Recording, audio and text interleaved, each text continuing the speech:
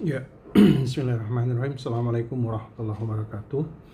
Jadi hari ini kita sudah masuk ke pertemuan minggu ke-9 ya, di materi software construction. Jadi ini adalah bagian dari implementasi software. Jadi software construction itu banyak ya di dalamnya. Jadi mulai dari coding ya, kemudian testing ya, debugging ya, proses testing secara komponen ya atau secara modul, ada juga testing yang secara keseluruhan sebagai suatu sistem. Ya, kemudian software construction itu adalah bagian dari implementasi ya. Jadi kita kemarin sudah di bagian desain, sekarang kita masuk bagian implementasi. Di mana di implementasi ini saya bagi dua ya, ada software construction, ada juga software testing. Nah, di sini di software construction ini kita akan melihat beberapa pekerjaan-pekerjaan yang ada di dalamnya ya. Di antaranya yang paling utama itu adalah coding atau menulis bahasa pemrograman. Nah, setelah coding kita juga sering melakukan verifikasi ya, bahwa kita ingin memastikan software yang dibutuhkan itu memang sudah sesuai dengan kebutuhan pelanggan atau user. Nah, terus di sini juga ada proses testing ya, baik itu unit testing maupun testing secara keseluruhan atau integration testing. Kemudian ada proses debugging ya, untuk proses pencarian kesalahan. Jadi software construction ini dilakukan setelah tahapan analisis dan desain ya. Jadi setelah desain ada, barulah kita bisa melangkah ke proses implementasi. Di mana di dalam proses implementasi ini ada software construction dan juga software testing ya. Nah, di software construction ini mengacu pada software design. Jadi yang kita buat kemarin itu di analisis pemodelan proses dan pemodelan data itu menjadi acuan bagi proses software construction ya. Jadi di sini kita akan melakukan coding mengikuti desain model proses dan juga desain data yang dilakukan di tahapan desain. Nah, batasan antara desain, construction, dan testing ini sangat bervariasi ya, tergantung dari model proses software yang digunakan dalam proyek ini.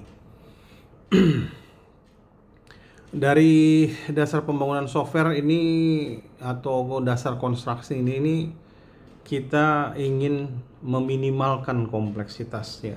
Saya kira semua kita sudah tahu bahwa programming itu adalah proses yang sangat kompleks ya, yang untuk melihatnya saja itu sudah sangat kompleks kelihatannya, sangat rumit kelihatannya ya. Walaupun untuk programmer yang sudah menguasai itu tidak kelihatan rumit, tapi tetap dengan kondisi seperti itu programmer tetap berharap selalu bisa meminimalisir ya kerumitan atau kompleksitas dari suatu software yang dibangun. Nah, software yang dibangun juga itu harus bisa mengantisipasi perubahan. Ya, kita barangkali sudah sering dengar istilah patch ya atau update ya. Nah, itu proses untuk memperbaharui jika di kemudian hari terdapat hal-hal yang kurang ya, atau celah-celah yang mungkin akan bisa menjadi sumber masalah di kemudian hari. Ya. Kemudian setiap kita membangun itu selalu kita verifikasi dengan tujuan awal ya, atau dengan keinginan pelanggan, supaya apa yang kita hasilkan itu sesuai dengan keinginan pelanggan. Dan tidak lupa kita juga harus mengacu pada standar ya, standar pembangunan software. Nah, untuk lebih detailnya kita lihat di sini. Jadi itu tadi saya bilang ya, bahasa pemrograman itu nampak sekali kelihatan rumit ya, kompleks. Untuk itu kita harus punya strategi untuk membuatnya tidak nampak begitu sulit ya. Nah, sehingga programmer-programmer yang mampu membuat program itu mudah dibaca, itu kita sebut sebagai programmer-programmer efisien ya. Kenapa? Mereka mampu membuat program yang begitu kompleks itu menjadi sesuatu yang mudah dipahami ya. Baik itu dipahami oleh programmer pemula maupun juga oleh programmer yang sudah berpengalaman. Dalam software construction ya, mengurangi kompleksitas itu terjadi pada proses coding dan verifikasi serta testing ya. Jadi kita diharapkan sebenarnya membuat kode yang simple dan mudah untuk dibaca ya. Bagaimana caranya mengurangi kompleksitas? Ada si teknik namanya kompleksitas siklomatik ya. Ini silahkan dibaca sendiri ya. Jadi sekedar informasi bahwa saya mengajarkan, yang saya ajarkan bukan ngodingnya ya, tapi standarisasi tata cara dan bagaimana kita membangun suatu software yang baik ya.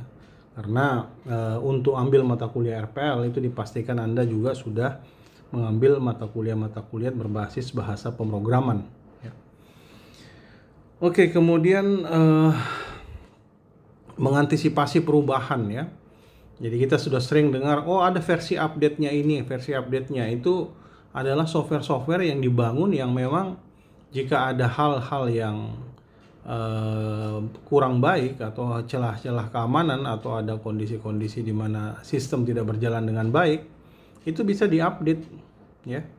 Di mana update itu memberikan perbaikan terhadap software tersebut ya.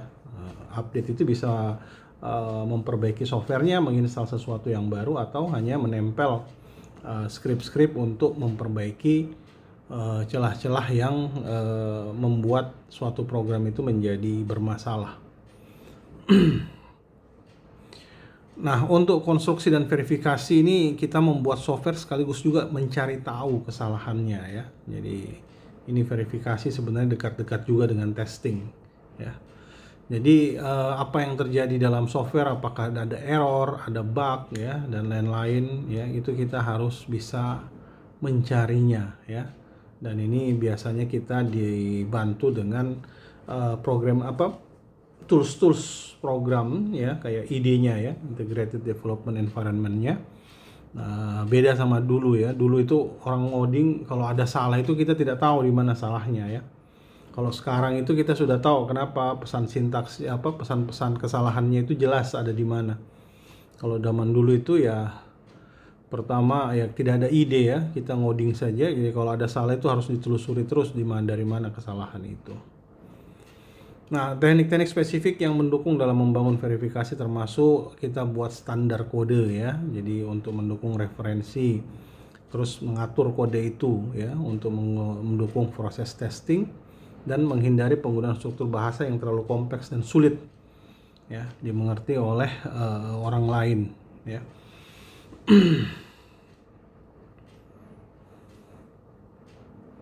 Oke, kemudian jenis-jenis standar ya. Jadi ada standar eksternal, ini terkait dengan bahasa pemrograman ya, tools pemrograman ya, antarmuka, ini semua bagian standar eksternal ya. Kemudian ada standar internal. Jadi standar internal itu kalau misalnya organisasi itu yang membuat standar itu ya. Ada proyek-proyek yang spesifik tapi hanya di organisasi standar itu diterapkan. Ya, kalau standar eksternal ya sebenarnya standar umum ya yang berlaku untuk seluruh teknik pemrograman ya. Bahasa pemrograman ya, tools pemrograman itu mereka adalah standar eksternal ya. Jadi itu standar umum yang biasanya kita pakai dalam pemrograman.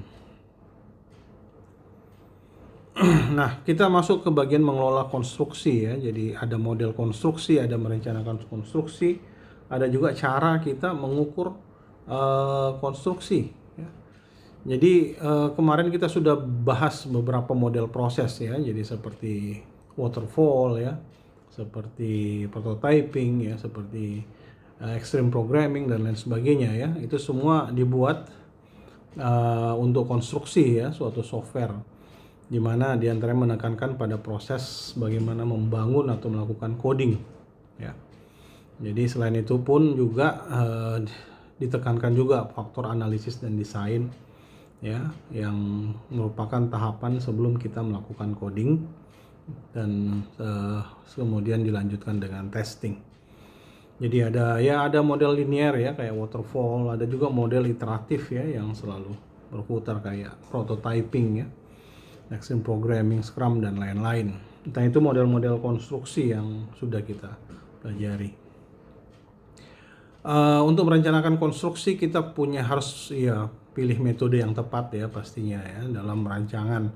Jadi waktu kita belajar metodologi proses itu kan kita sudah mempelajari bagaimana menetapkan metodologi apa yang cocok ya untuk suatu proyek. Jadi ada banyak pertimbangannya ya, mulai dari pertimbangan waktu, pertimbangan biaya, pertimbangan lingkup atau kompleksitas dari program dan lain-lain ya. Pendekatan konstruksi ini kita harapkan bisa mengurangi kompleksitas atau kerumitan ya, dan juga sekaligus mengantisipasi perubahan yang terjadi ya.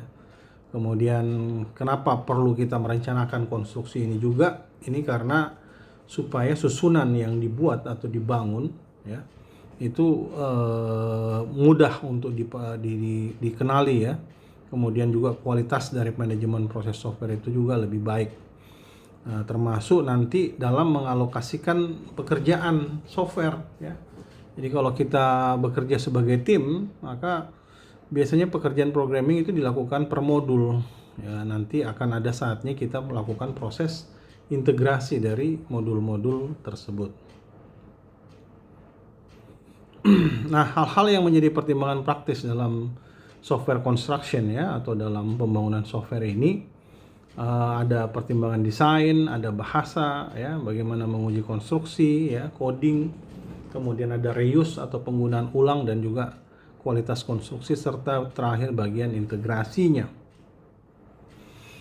Nah, berapa proyek itu mengalokasikan lebih banyak desainnya ya. Kenapa?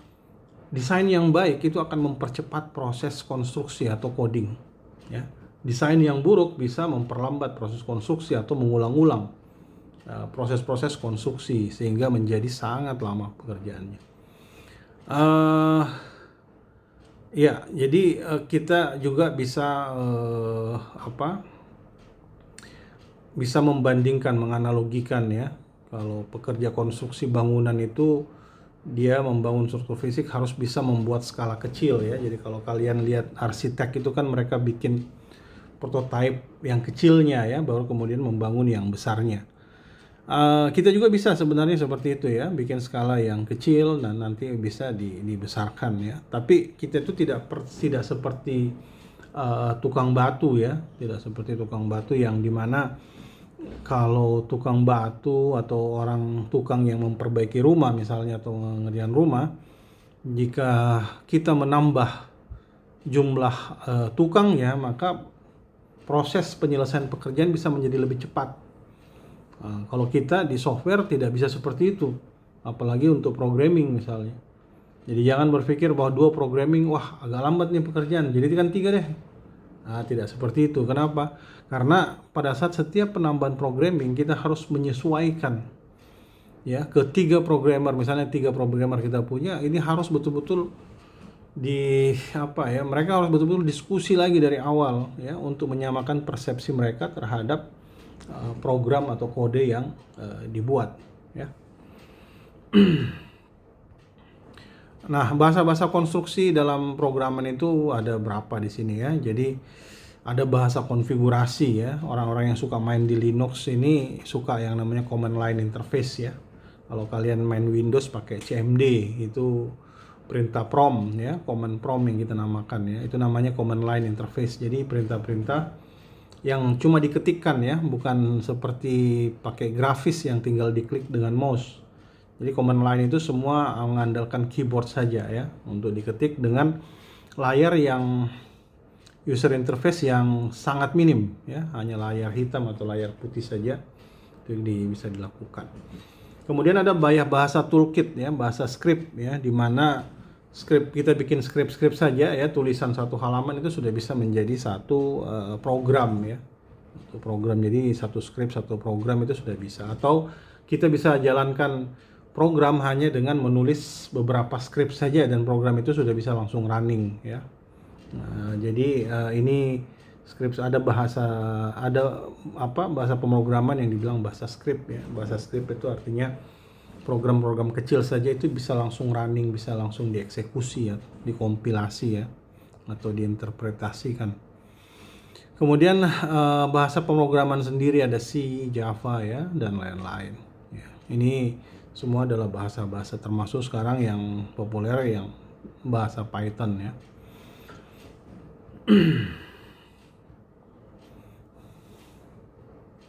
Nah, kemudian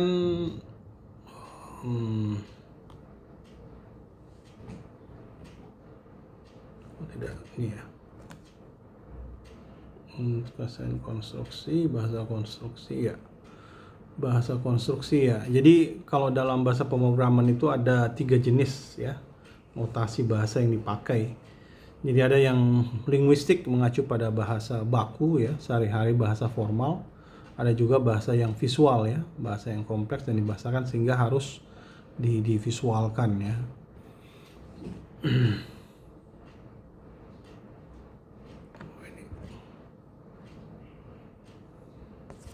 Oke, ini ya. Kemudian untuk coding sendiri ada beberapa hal yang perlu kita pertimbangkan sini ya. Jadi beberapa pertimbangan yang dipergunakan dalam coding itu teknik-teknik ya, membuat source code yang mudah dipahami ya. Saya kira di pemrograman kalian sudah belajar ya, termasuk penamaan, kemudian layout source code ya. Jadi bagaimana menggunakan kelas-kelas, menggunakan enumerated type ya, bagaimana penggunaan variabel, konstanta dan sebagainya. Saya kira itu semua sudah kalian pelajari di pemrograman terstruktur biasanya ya. Penanganan error atau error handling ya, itu semua saya rasa Anda sudah pelajari di pemrograman ya. Wah, ini kursornya tidak berfungsi ya. Ya. Kemudian untuk coding sendiri kita juga harus memperhatikan mengenai pelanggaran ya, pelanggaran security level ya. Kita juga harus memperhatikan faktor keamanan dari software yang kita buat ya. Penggunaan sebuah resource melalui penggunaan mekanisme pengeluaran dan tata cara mengakses resource yang dapat dipergunakan itu harus juga menjadi perhatian ya. Jadi bagaimana kita organisasi menempatkan statement dengan program ya, supaya kelihatan tetap enak dilihat ya, dan sekaligus informatif ya. Jadi bagaimana kita menempatkan komen-komen itu kan berisi penjelasan ya tentang program-program itu. Kemudian ya terakhir ya semua kita harus dokumentasikan ya, semua coding software kita itu harus didokumentasikan sehingga nanti pada saat ada perbaikan pun harus kita dokumentasikan ya. Kalau kita programmer sekarang itu biasanya pakai Git ya untuk proses dokumentasi atau versioning ya. Itu biasanya orang sudah pakai Git. Kalau dulu-dulu ya itu dokumentasinya ya manual ya. Nah, itu terkait coding. Kemudian ini kok tidak ya. Kemudian kita masuk sedikit bagian menguji konstruksi ya, testing ya. Jadi testing itu ada levelnya ya. Jadi pertama yang kita testing itu unit testnya ya. Biasanya kalau program itu satu file program ya, kita tes itu jalan apa enggak ini semuanya ya. Atau satu modul kita tes ya. Bisa dianggap sebagai unit test.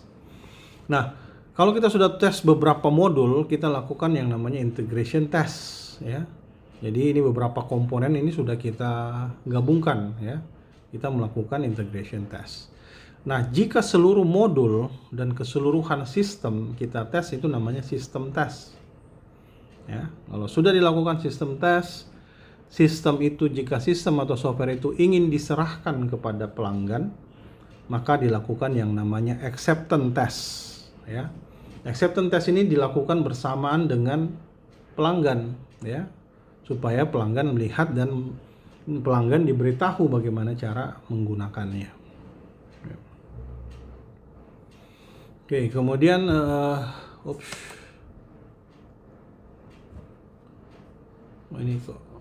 kemudian kita menguji konstruksi ya. Tujuan dari proses ini adalah bagaimana mengurangi batasan di waktu adanya kesalahan pada kode dan juga waktu kesalahan yang dideteksi. Ya, dalam banyak kasus proses pengujian ini dicoba setelah proses penulisan kode selesai. Dalam kasus lain ya pengetesan dibuat ya bersamaan pada waktu kode itu ditulis. Ya. Nah, ini istilah-istilah ya dalam pengujian ya. Ada kita dengar istilah alpha testing, beta testing, ya, full scale testing ya. Nah, ini dulu kita lihat apa itu alpha testing ya. Jadi alpha testing itu pengujian yang dilakukan oleh developer, oleh orang-orang yang membangun sistem itu. Ya, ini biasanya berlaku untuk software yang komersial ya. Jadi misalnya Microsoft bikin Windows baru misalnya. Nah, pertama dilakukan itu adalah alpha testing. Siapa yang lakukan? Ya, ahli-ahli programmernya Microsoft. Di labnya, di lab risetnya dia melakukan alpha testing. Nah, setelah dia melakukan alpha testing, keluarlah versi beta. Jadi kita biasa dilihat dulu ya, Office versi beta, Windows versi beta. Itu baru versi testing, itu versi beta. Ya. Nah, versi beta ini untuk apa? Untuk menangkap kelemahan-kelemahan dari sistem atau software, di mana masukannya itu dari orang dari luar, ya, termasuk orang dari seluruh dunia ya. Jadi karena beta testing itu kalau software besar pasti dilemparkan di internet, ya. Nah, nanti para programmer yang hebat biasa diberikan sendiri atau dikirimkan sendiri software itu ya, software beta untuk menguji ya seberapa bagus software yang ingin di launching. Ya, itu beta testing. Nah, kalau sudah beta testing, banyak masukan dari beta testing, barulah keluar full scale show ya, atau versi fullnya ya. Versi fullnya itu ya software yang sudah di launching ya secara penuh. Nah, kemudian ada lagi namanya stress testing.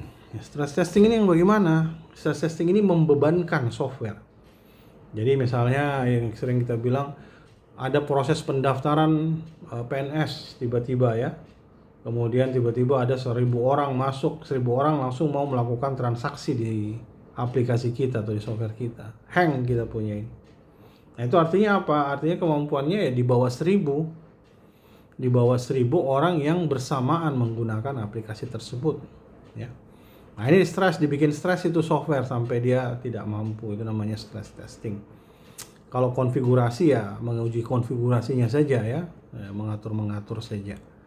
Kalau usability testing ya bagaimana pemanfaatannya, penggunaannya utamanya di pelanggannya ya, di penggunanya ya. Nah, kemudian di sini juga dalam usability testing ada yang dibilang useful, findable. Useful itu artinya betul-betul software yang dibuat itu berguna ya. Findable itu artinya apa yang kita cari dari software itu mudah didapatkan. Accessible itu ya mudah diakses ya. Jadi kalau kita butuh kita bisa akses bukan cuma di kantor, kita bisa akses dari rumah ya. Usable ya sangat berguna ya. Desirable itu ya memang seperti itu yang diinginkan ya. Seperti itu.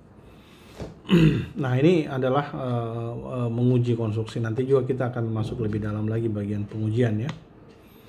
Jadi tujuan penyusunan pengujian ini adalah mengurangi batasan antara waktu adanya kesalahan pada kode dan juga dideteksi. Oh, ini sudah tadi ya. Oke. Nah, istilah reuse ya, ini reuse.